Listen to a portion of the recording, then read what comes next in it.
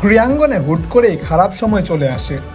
5 বারের বিশ্ব চ্যাম্পিয়ন ব্রাজিলের সময়টা যাচ্ছে বড্ড খারাপ। যে কোনো ব্রাজিল ফ্যানই চাইবে এই সময়টা ভুলে যাওয়ার। ভালো সময় হুটহাট উকি দিলেও ধারাবাহিকতা দেখাতে পারছে না দলটি।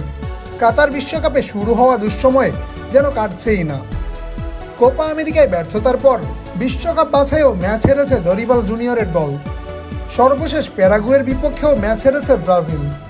5 বারের বিশ্ব চ্যাম্পিয়নরা বিশ্বকাপ বাছাইয়ের পয়েন্ট তালিকায়ও নেই ভালো অবস্থানে।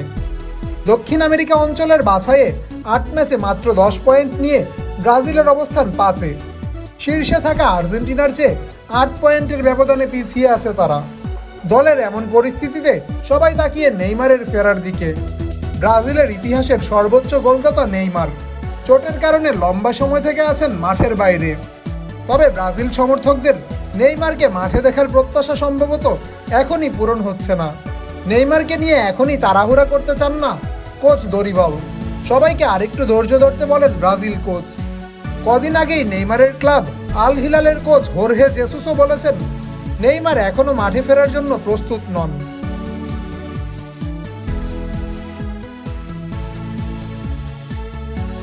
জামান আশরাফ, ইন স্পোর্টস।